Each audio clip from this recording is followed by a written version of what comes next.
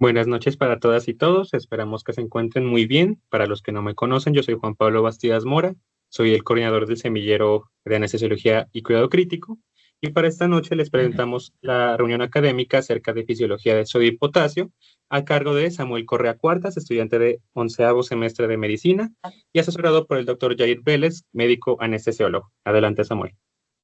Listo, muchas gracias. Bueno, como dijo Juan Pablo, esta es la charla de fisiología del sodio y del potasio. Muy buenas noches para todos y espero que estén muy bien. Listo, entonces empecemos. Entonces, vamos a hablar de agua, sodio y potasio, ¿sí? Y vamos a entender que estos iones dentro de nuestro cuerpo están, digamos, distribuidos en unas mezclas, así como las mezclas existen en la naturaleza, en nuestro cuerpo también existen estos iones y hablar de sodio y potasio es hablar inevitablemente de agua también, ¿sí? Entonces tenemos que hay un solvente universal que es el agua y van a haber unos solutos dentro de nuestro organismo que van a ser estos iones, proteínas y glucosa por hablar de algunos, ¿sí? Estos no son todos. Entonces, vamos a partir de un punto inicial todos y es explicando pues un poquito acerca de cada uno de estos iones, empezando por el sodio, del cual una de sus características más relevantes es que es el principal ion extracelular, ¿sí? Además de que va a tener un papel fundamental en mantener la osmolaridad total del plasma, lo cual abarcaremos un poquito más adelante en la presentación y que va a asumir un papel fundamental en la despolarización de las células excitables. Eso también lo vamos a ahondar un poquito más adelante. Tiene una concentración sérica de 135 a 145 mil equivalentes por litro. Todo lo que esté por fuera de este rango va a ser considerado como hiponatremia o hipernatremia. Y aquí les traigo una fórmula para la osmolaridad plasmática, pues para el cálculo de la osmolaridad plasmática, que pues es esta, la que ven acá, es dos veces el sodio más la glucosa sobre 18. Esta fórmula de dónde sale. Eh, Sale pues, se multiplica dos veces el sodio porque el sodio lo consumimos usualmente como cloruro de sodio, ¿cierto? Entonces no solamente estamos ingresando sodio, sino que también estamos ingresando cloro y el cloro también tiene una capacidad osmótica, ¿cierto? Que es la capacidad pues de estos solutos para atraer agua o retener agua, ¿cierto? La glucosa también tiene esta capacidad y se divide sobre 18 ya que este es un valor, digamos, de un factor de conversión de los miligramos sobre decilitro de esta sustancia para que pase a ser miliosmoles, ¿sí? También tenemos el potasio. El potasio, en contraparte al sodio, es el principal ion intracelular y tiene una concentración sérica de 3,5 a 5 mil equivalentes por litro. Eh, no quiero que, digamos, se dejen engañar por esto porque aunque la concentración sérica del potasio es mucho menor a su concentración intracelular, como podemos ver, es de aproximadamente unos 150 mil equivalentes por litro. eh, Esa concentración sérica es la que va a dar lugar a manifestaciones clínicas en caso de que suba o baje en las alteraciones hidroelectrolíticas de este ion, ¿sí? Tiene un papel fundamental en el potencial de reposo, algo que veremos más adelante, en el mantenimiento del volumen intracelular y pasaremos por encima, un poquito superficial, el equilibrio que este de pronto pueda tener en el papel que este pueda tener en el equilibrio ácido-base. Listo, entonces dijimos que hablar de iones era hablar de agua, ¿cierto? Y vamos a hablar de la distribución del agua en nuestro cuerpo.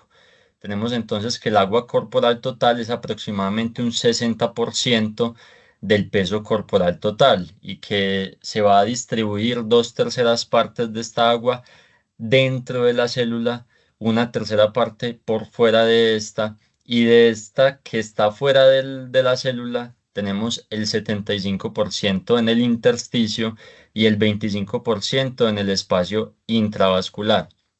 Entonces ustedes podrán estar de acuerdo conmigo en que el agua pues no tiene una conciencia por sí misma para decir, venga, es que yo me voy a ir 2/3 partes para dentro de la célula, una tercera parte para afuera de estas. No, lo que sucede es que decir que 2/3 partes del agua están dentro de la célula es igual o es equivalente a decir que 2/3 partes de los solutos están dentro de las células, ¿sí? O que una tercera parte de los solutos están por fuera de las células. ¿Por qué? Porque el agua va a donde están los solutos que tienen capacidad osmótica, ¿sí? Entonces, eso nos deja con la conclusión de que el volumen se va a distribuir entre los compartimientos según su contenido osmótico.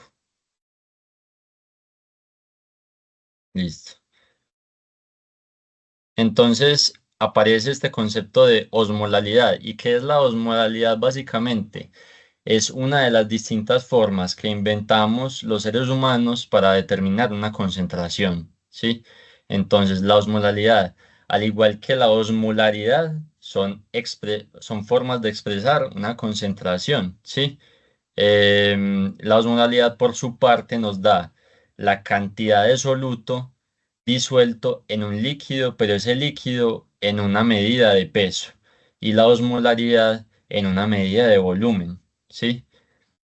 Mm, de esta osmolalidad vamos a hablar más en la siguiente diapositiva. Entonces, si tenemos un paciente de 70 kilogramos, tenemos que su contenido total de agua corporal es 42 litros. En el espacio extracelular aproximadamente 14 litros y en el líquido intracelular aproximadamente 28 litros.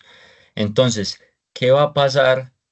Digamos, para aterrizar un poco las cosas, ¿qué va a pasar si yo le tengo que suministrar alguna solución a este paciente? ¿Sí? Si yo le quito la vía oral y le tengo que colocar alguna solución, eso vamos a verlo en la siguiente diapositiva. Entonces, ¿cómo se pueden afectar esos compartimientos de los que estábamos hablando? ¿Sí? El intracelular, el extracelular, ¿cómo se pueden afectar? Dependiendo del tipo de solución que yo le vaya a suministrar a mi paciente. Hay que partir de algo y es que yo a ningún paciente le voy a hacer llegar el agua directo al interior de las células. Eso no es posible, ¿cierto?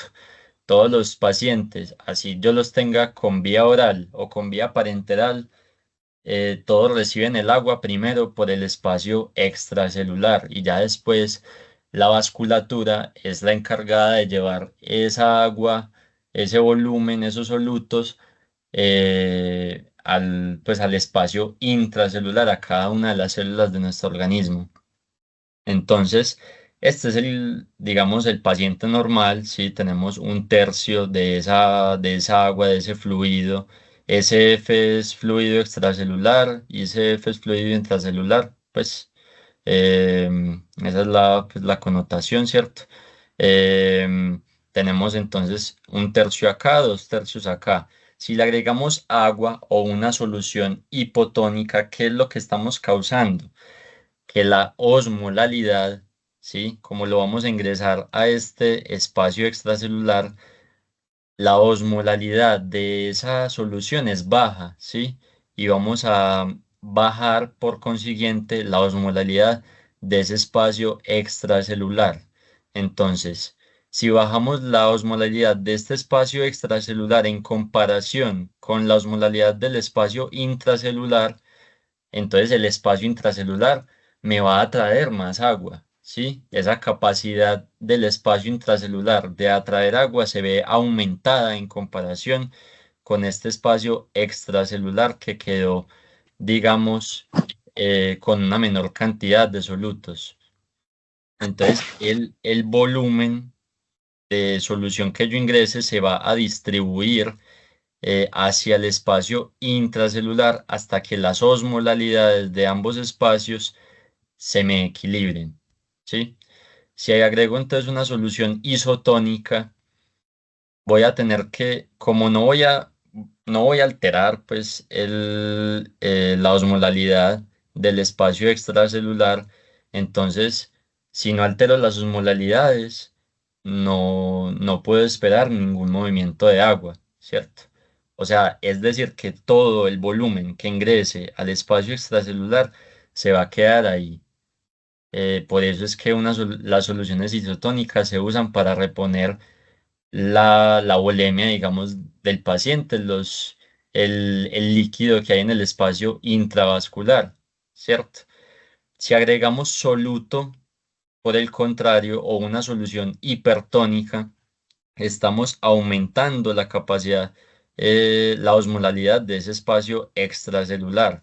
Entonces, podemos esperar un movimiento de agua desde las células, desde el espacio intracelular hacia el espacio extracelular. Por eso vemos que, a diferencia del normal, pues acá ese espacio extracelular se va a ver aumentado, ¿sí? Entonces, esto nos ayuda a explicar un poco las manifestaciones clínicas que hay en estas alteraciones del sodio, ¿sí? En la hiponatremia versus la hipernatremia. Entonces, tenemos que en la hipernatremia, bueno, las principales causas de la hipernatremia pueden ser las pérdidas gastrointestinales, el uso de diuréticos, la enfermedad renal, el consumo excesivo de agua, un síndrome que es el síndrome de secreción inadecuada de hormona antidiurética, ¿sí? En el cual hay mucha secreción de esta. em, y en algunos casos de hiperglicemia puede suceder lo que se llama como hiponatremia falsa o pseudohiponatremia, porque al haber grandes cantidades de glucosa en el espacio intravascular, esto atrae un montón de agua y se ve como si hubiera poco sodio, en poco sodio sérico, ¿cierto? Por esa gran cantidad de agua que entra en la vasculatura. La hipernatremia, por otra parte, sus principales causas pueden ser la deshidratación, la diuresis osmótica, que es básicamente lo que sucede en los pacientes pues, con diabetes, que ellos están orinando glucosa y eso arrastra pues, agua y solutos también. La iatrogenia por suministro de soluciones hipertónicas o bicarbonato de sodio, ¿sí? Entonces, en la hiponatremia vemos que como se disminuye ese sodio del espacio extracelular, entonces la osmolalidad de ese espacio va a disminuir, ¿cierto? Y por eso su capacidad de retener agua también disminuye. Por eso hay un paso de agua al medio intracelular. Y uno de los sistemas más afectados en estas alteraciones del sodio es el sistema nervioso central. Por eso hay edema cerebral en estos pacientes que se manifiesta como confusión, cefalea, somnolencia, convulsiones, náuseas o vómitos, ¿sí? eh, en este, mm, en esta alteración va a haber una turgencia de las células del sistema nervioso central. En la hipernatremia, como la osmolalidad del espacio extracelular va a estar aumentada, entonces va a atraer más agua y esta agua la va a atraer de donde afectando qué sistema, el sistema nervioso central, generando un encogimiento de la masa encefálica debido al paso de agua al medio extracelular desde el intracelular. Y esto lo vamos a ver manifestado como sed, confusión, también van a haber convulsiones y el paciente puede estar irritable. Va a haber una crenación de las células.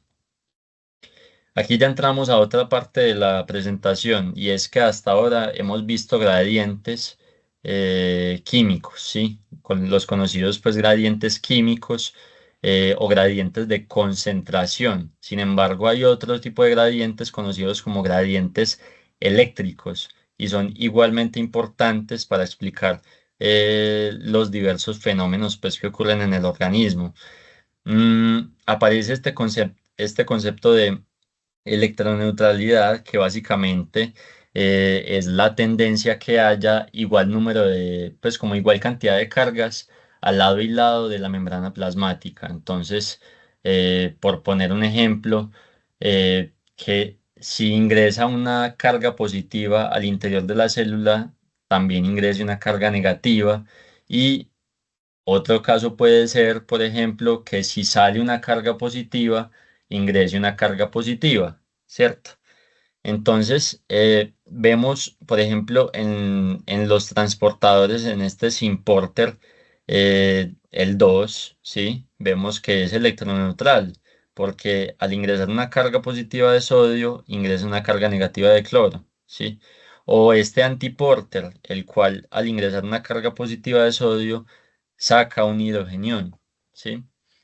Sin embargo, esta electroneutralidad no siempre se cumple y eso permite que se puedan dar diversos procesos y esto es pues realmente muy interesante porque hay algunos transportadores que permiten que haya distinta cantidad de cargas adentro y fuera de la célula. Entonces, eh, afuera de la célula va a ser más positivo, dentro de la célula va a ser más negativo.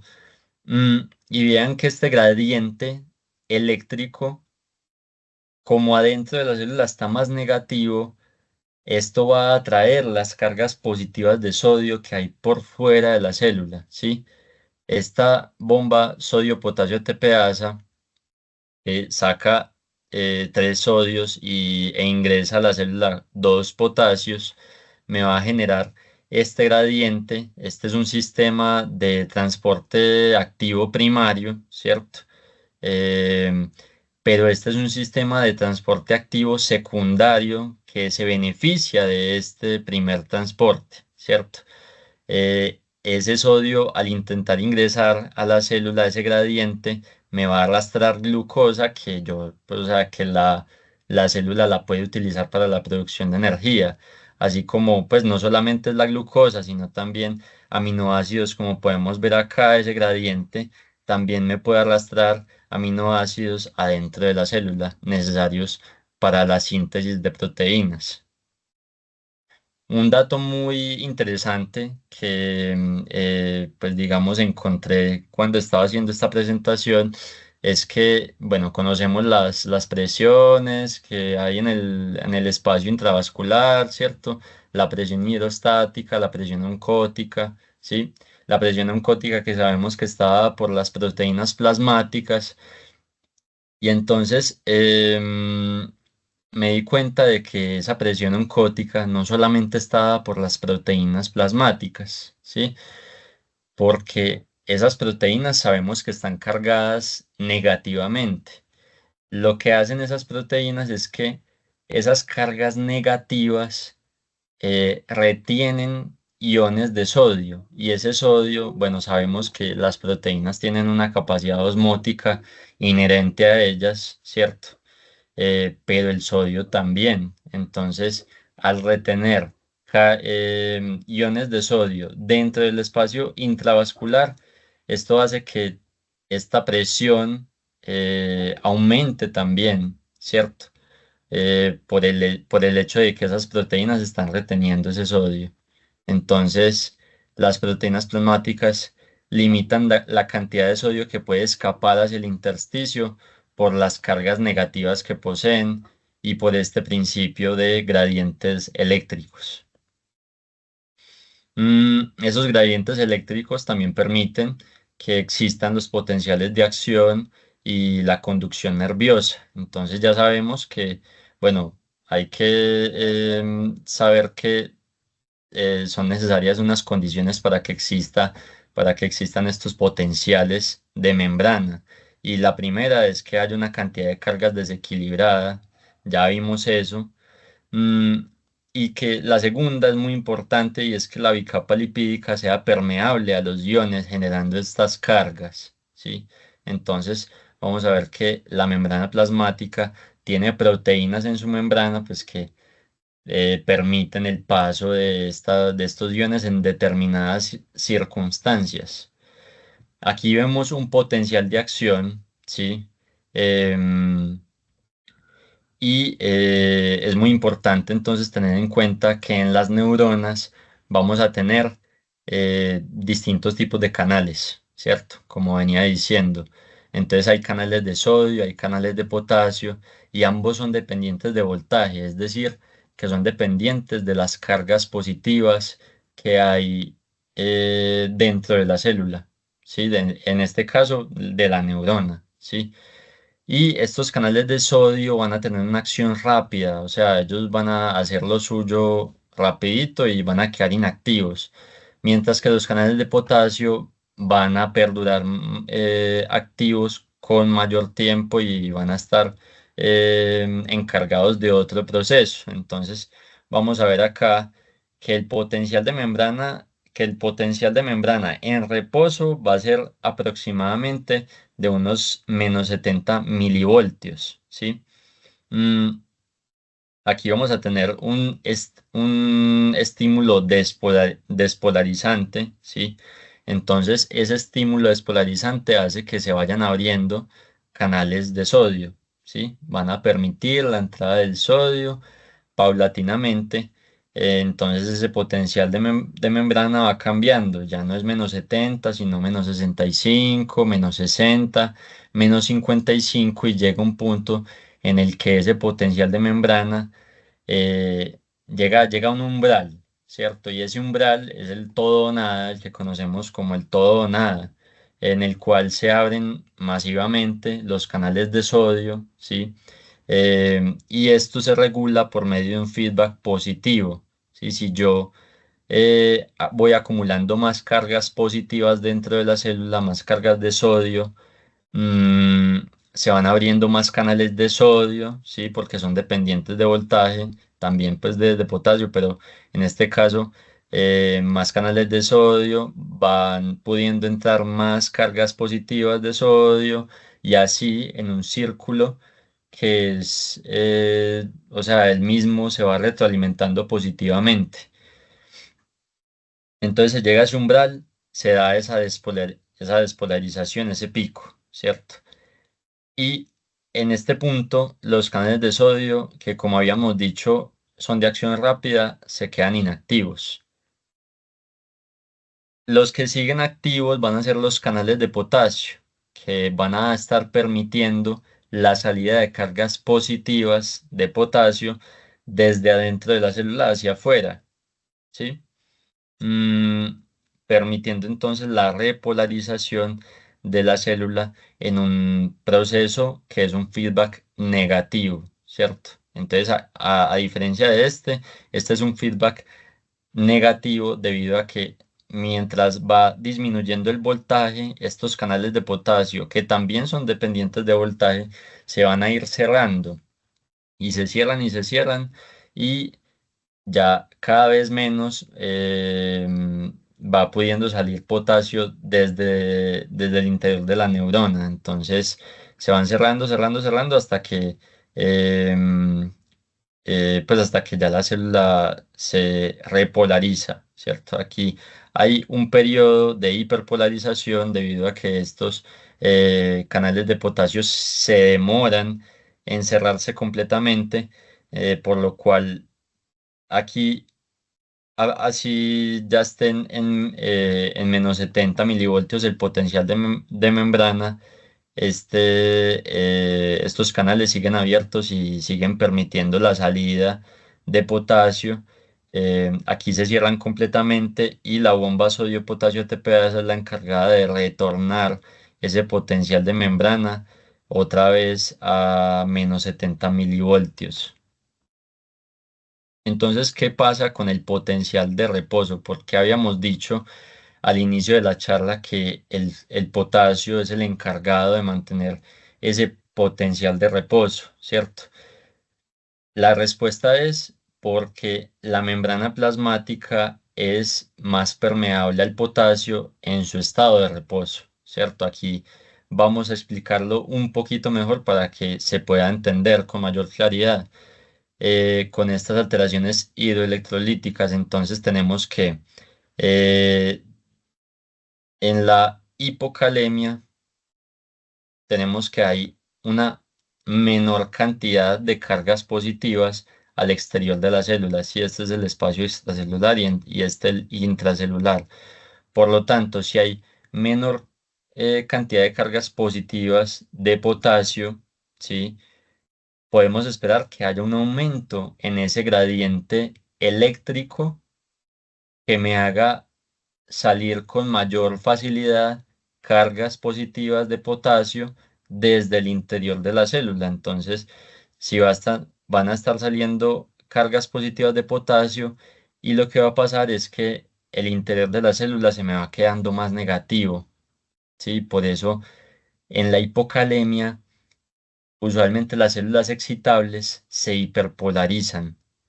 Esto es no solamente para las neuronas, también em, para las células del sistema eléctrico cardíaco, para las células musculares, por lo tanto, son más difícilmente estimulables, ¿sí? Porque al estarse saliendo esas cargas positivas de potasio, se me van a ir hiperpolarizando, ¿sí? En la hipercalemia ocurre todo lo contrario, porque tenemos un montón de cargas positivas de potasio por fuera de la célula. Entonces, ese aumento de cargas positivas hace que el gradiente eléctrico sea mucho menor, como podemos ver acá, sea mucho menor. Y entonces, ¿qué va a pasar? Que ya el potasio como que no quiere salir con con tantas ganas desde adentro de la célula, ¿sí? Se va a quedar retenido, se va a quedar remansado aquí dentro de la célula, y por eso este, este potencial de reposo ya no va a ser de -70, sino que va a ir aumentando porque tenemos más cargas positivas dentro, ¿sí? Va a ir aumentando, y entonces ese potencial va a estar más cerca del umbral de acción. Por eso esas células excitables se vuelven más fácilmente despolarizadas, ¿sí? Em, y esto va a ser lo que nos da lugar pues a las distintas manifestaciones que tenemos tanto en la hipocalemia como en la hipercalemia. En la hipercalemia suele haber diarrea debido a que hay, digamos, una un más fácil estímulo del músculo, pues, que hay en en el tracto gastrointestinal, y esto me va a dar lugar a un aumento en el peristaltismo y a un aumento, pues, de esa motilidad y a la diarrea, mientras que en la hipocalemia suele suceder todo lo contrario, ¿sí? Mm, en ambos casos es muy importante hacer la aclaración que en ambas alteraciones eh, va a haber un riesgo muy alto de arritmias cardíacas, ¿cierto? Aquí porque el corazón pierde automatismo, entonces van a haber, digamos, más facilidad de que se presenten focos ectópicos de estimulación, y en la hipercalemia vamos a tener pues todo lo contrario, pues el corazón va a estar súper excitable, ¿cierto? Lo que puede llevar pues a arritmias. Esto lo voy a mencionar así por encima, y es que el control de potasio extracelular depende de muchos factores. Lo podemos ver acá. Hay algunos factores que incitan la entrada de potasio a la célula, hay otros que incitan la salida de este. Y entre ellos quiero mencionar el estado ácido-base, la insulina y los agonistas beta 2. en los diversos estados ácido bases, sí, sobre todo en los metabólicos, van a afectar la concentración de potasio sérico. Entonces, si tenemos alcalosis metabólica, lo que va a suceder es lo siguiente.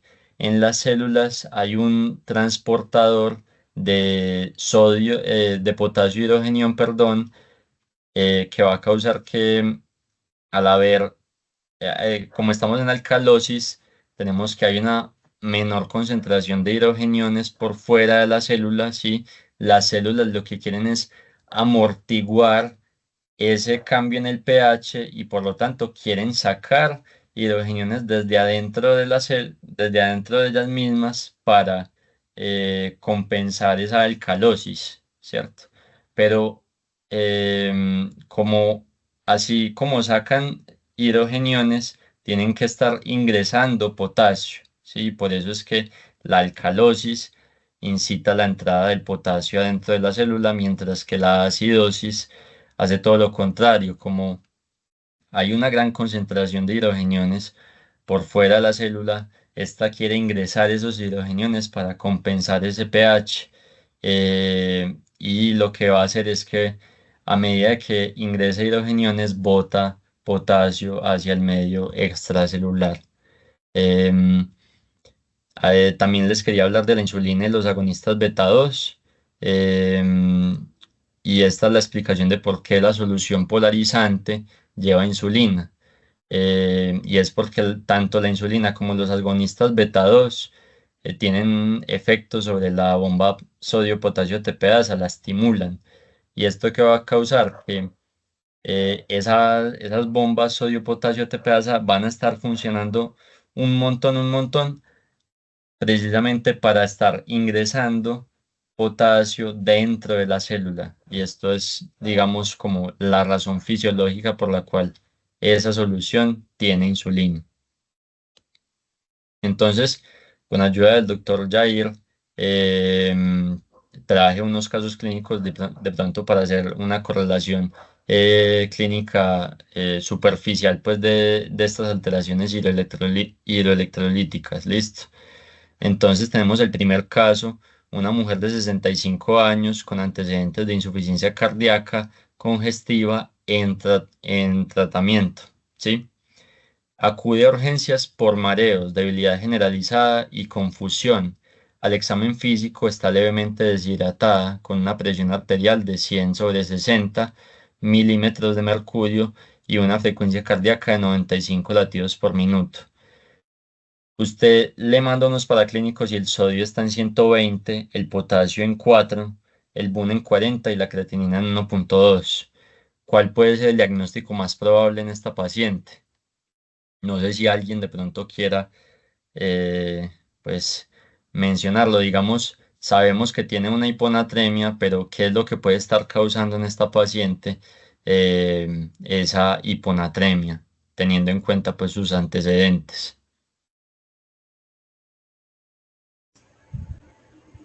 Puede ser una hiponatremia dilucional. No sé si la insuficiencia cardíaca está en un estado agudo. Mm, ¿Alguien más tiene alguna hipótesis de lo que puede estar ocurriendo en esta paciente? Hola, pues yo creería que está formando pues un tercer espacio, pues un edema, puede estar haciendo un edema pulmonar.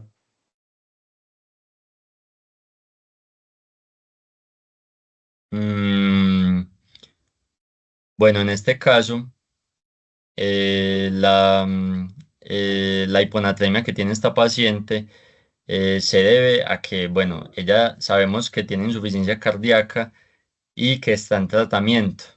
Y deberíamos de pensar o de tener dentro de nuestros diagnósticos diferenciales, así como los compañeros pues mencionaron ciertos posibles diagnósticos, el que esta hiponatremia sea causada probablemente por el uso de diuréticos que tiene esta paciente para su tratamiento de la insuficiencia cardíaca, ¿sí?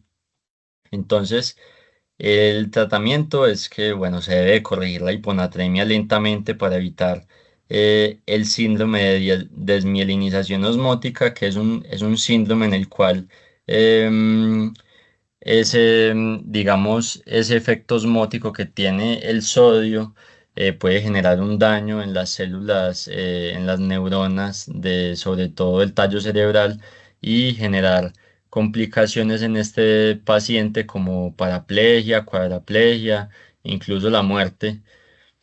Em, si se corrige por vía central, se hace una administración rápida de solución salina al 3%, ¿sí? Puede administrarse en bolos de 100 mililitros y se puede mantener bajo monitorización de ese sodio, vigilando también el estado neurológico.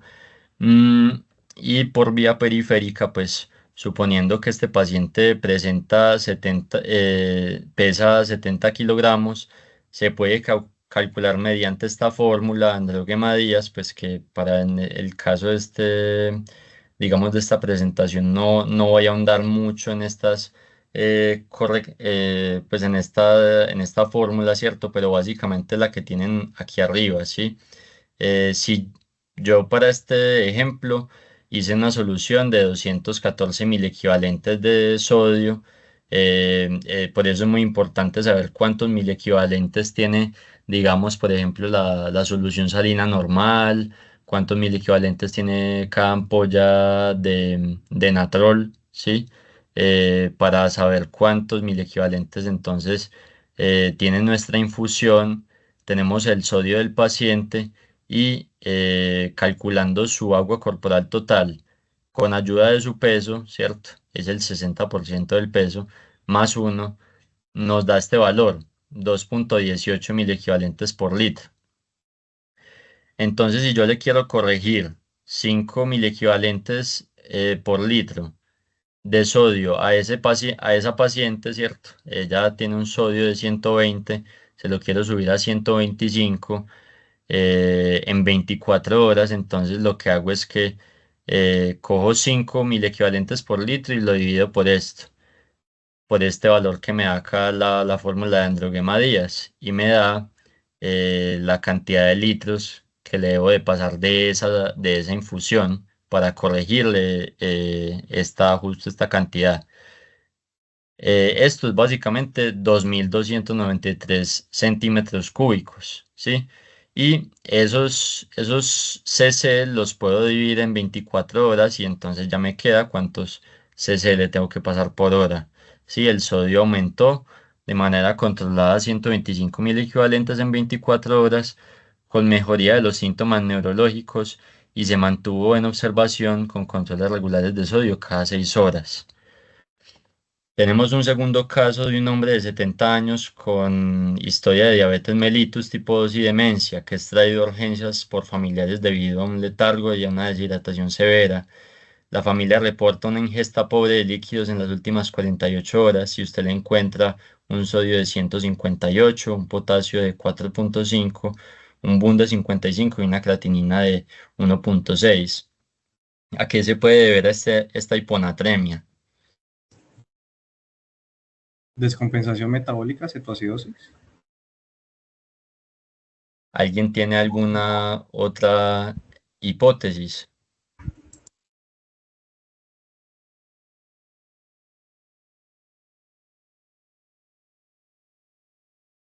Mm, muchas gracias por el aporte. Mm, lo que estaba sucediendo en realidad en este paciente es que pues la pobre ingesta de líquidos que había tenido le estaba generando esa hipernatremia pues secundaria a una deshidratación por la pobre ingesta, ¿cierto? Mm, Yo creo que pues uno de los mensajes importantes en el caso pues de el tratamiento de las alteraciones del sodio, sobre todo es hacerlo despacio, ¿sí? Hacer una corrección en la cual no nos vamos a pasar al otro lado, ¿cierto? o que no lo vayamos a hacer muy rápido debido a que pueden aparecer complicaciones. En el caso de la hiponatremia pasada, pues podía suceder que yo al corregir rápidamente causara una desmielinización pontina, ¿sí? En el caso de la hipernatremia, si tumbo rápidamente el sodio, lo que va a pasar es lo contrario, un edema cerebral. Entonces estoy cambiando un problema por el otro. Si lo voy a corregir por vía central, lo puedo hacer con una solución de dextrosa al 5%, administrada lentamente, 500 mililitros en 6 horas, con monitorización de las molaridades y el estado de hidratación, ¿sí? Y si lo hago por vía periférica, lo puedo hacer mediante una solución salina al 0,45%, que es una solución hipotónica, y se administra 1 litro en 4 horas y se va monitorizando los niveles de sodio, ¿sí? Este paciente pues también mejoró y se pudo rehidratar efectivamente.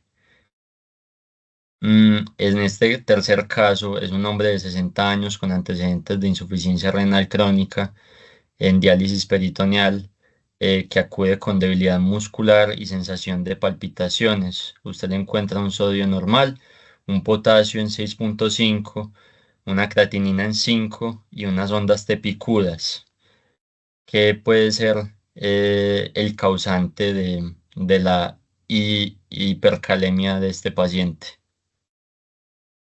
que de hecho pues ya tiene manifestaciones clínicas y también en el EKG.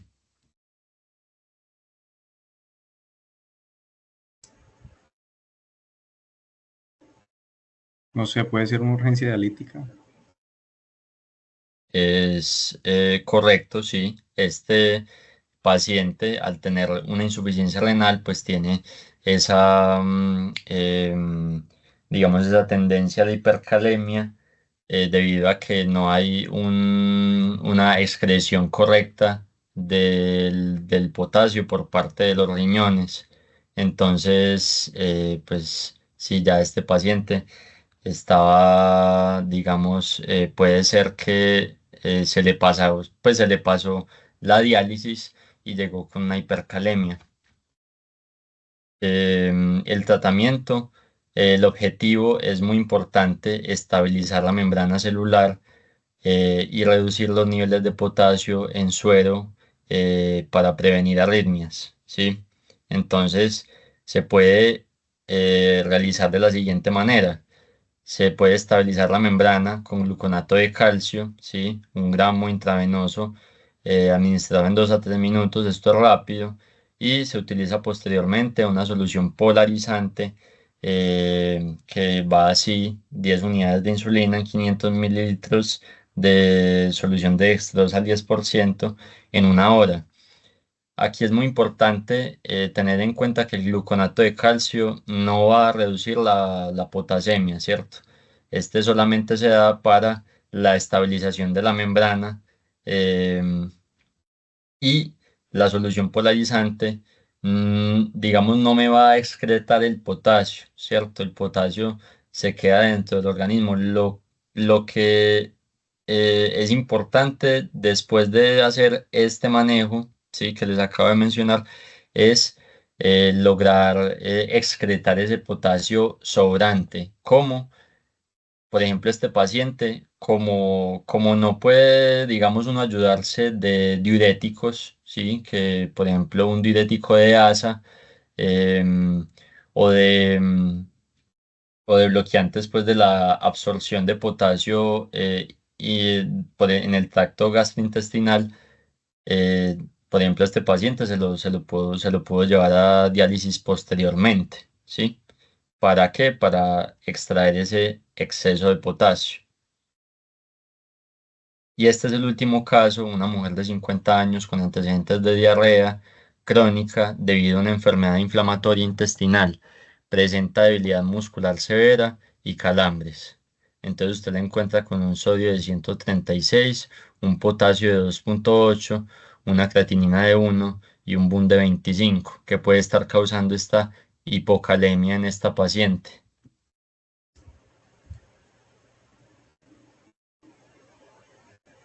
Deshidratación por su patología gastrointestinal crónica. Sí, sí, la paciente puede estar deshidratada, sí, pero también sabemos que hay secreción de iones también en pues en el tracto gastrointestinal y que pueden haber pérdidas gastrointestinales de potasio. Entonces, esta paciente tenía una hipocalemia secundaria a pérdidas gastrointestinales por esa diarrea crónica, como tú lo mencionaste, no sé quién habló. Mm, el tratamiento es reponer el potasio y corregir los síntomas asociados. Mm, por la vía central se puede corregir mediante cloruro de potasio, 40.000 equivalentes en 250 mililitros de solución salina normal, administrados en 2 a 4 horas bajo monitorización cardíaca. En estos pacientes que tienen alteraciones del potasio es muy importante la monitorización cardíaca. Cuando se vaya a corregir, se debe tomar un EKG antes de corregir el potasio para ver, digamos, que si se normalice después de la corrección por vía periférica, también con cloruro de potasio, 40.000 equivalentes diluidos en 500 mililitros de solución salina al punto 9. Es muy importante que nunca, el potasio nunca se corrige, pues cuando hay hipocalemia, nunca se corrige dando solución con dextrosa, porque, pues, ¿cuál es la razón de esto? Porque al uno administrar dextrosa, ¿sí? Puede estar aumentando la secreción por parte del organismo de insulina, lo cual me puede bajar aún más los niveles de potasio, ¿sí? Entonces, esa solución al punto 9 se administra durante 4 horas y es importante administrar lentamente para evitar complicaciones cardíacas. En este caso, los niveles se normalizaron en 24 horas con mejoría significativa y cese de los calambres y la diarrea fue tratada, y después se reiniciaron suplementos de potasio por vía oral. Mm, Digamos que la única hipocalemia que se trata en el servicio de urgencias, bueno, la única que se trata por vía intravenosa es la hipocalemia severa o que ya tenga síntomas, manifestaciones clínicas o en el electrocardiograma, ¿sí? Mm, Algunas conclusiones: los iones de sodio y el potasio no solo están involucrados pues en las funciones exploradas en esta presentación, sino que permiten un gran número de procesos en todos los sistemas del organismo, lo que los hace pues vitales para la vida. Es relevante entender cómo el agua se va a relacionar con estos iones y cómo se va a distribuir en los distintos compartimentos dependiendo de la concentración de estos. En el numeral anterior, pues, el numeral anterior nos va a explicar la presentación clínica de las distintas alteraciones iónicas más importantes, como la hiponatremia o la hipernatremia, ¿sí? Cómo se dan ese edema cerebral o ese encogimiento de la masa encefálica. La homeostasis de estos iones responde a una compleja serie de mecanismos metabólicos y endocrinos que son, pues muy relevantes siempre estarlos estudiando y y tener en cuenta que sobre todo pues los sistemas gastrointestinal y renal nos pueden dar alteraciones de estos iones. Las alteraciones del potasio se corrigen despacio, ¿sí? Y siempre a los pacientes que se les esté corrigiendo alguna alteración hidroelectrolítica se les debe estar monitorizando y reevaluando los niveles del ion alterado, ¿sí? No sé si tienen alguna pregunta, estas son las referencias. Muchas gracias a todos por su atención.